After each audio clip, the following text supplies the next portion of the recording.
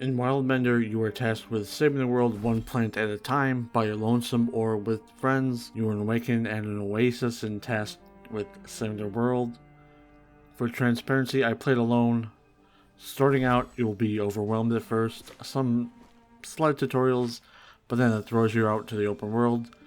I felt it was aimless at times. Sure, it gives you quests and points you into some directions, but I thought, was I meant to prioritize my garden, finding the ghosts/graves to get skill unlocks, doing the story missions, or hoarding supplies, because this is a survival game? There should have been a slight ease into each, not throwing you into a harsh world and learning how to survive.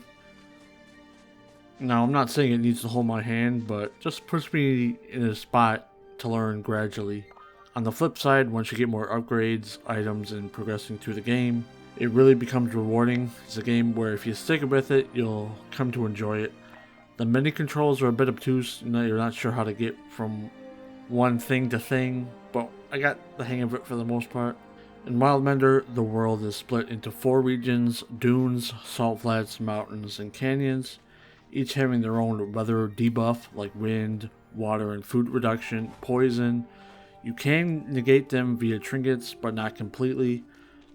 While playing a single player, you are at a disadvantage because you can't tend to your garden while also venturing out. To unlock most fast travel points or to pray to grave, it uses resources, and some of those resources are hard to come by or it takes forever to harvest them. You also have to worry about water and food, which also use resources. Water is limited to your flask, and that only maxes out at 200. By the end of the game, that wasn't a big deal, but early on it was.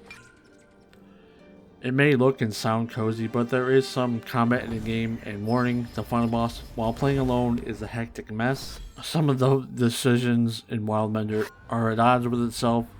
I found the harvest mechanic to be too long of a wait, and not seemingly every plant drops a seed after the time is up. I wish it was more like a traditional farming game in that aspect. You plant stuff, you wait a while, you get some stuff back, you plant again, and you get some stuff, and repeat.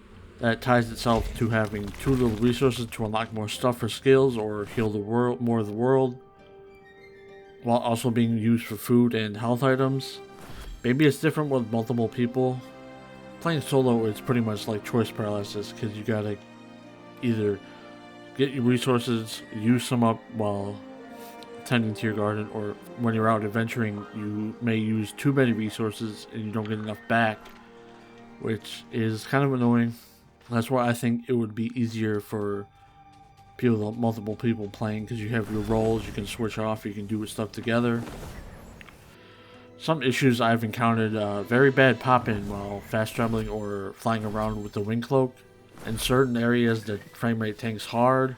I've had multiple crashes, and weirdly enough, each time I load after the initial time I booted it up, the gamma was maxed. Put around 30 hours and got the majority of the achievements, 67 on a 84. I'll most likely go back to them a different time to mop up. I enjoyed the story and atmosphere the game put off. You really feel like you're in pretty much a dead world that has some life sprinkled here and there. I would have liked there to be some voice acting for the gods, just to help with the immersion and make you pay attention, because you can probably kind of like not really pay attention because you can walk away from them when they're talking to you and try to do some other stuff. And if they explain how to get certain plant variants in the game, that would be good too. Having played solo, I think this will be more enjoyable with more people, because co-op makes everything better. If you enjoyed this video, like, subscribe, comment down below if you think Wildmender is a game for you, and I'll see you next time.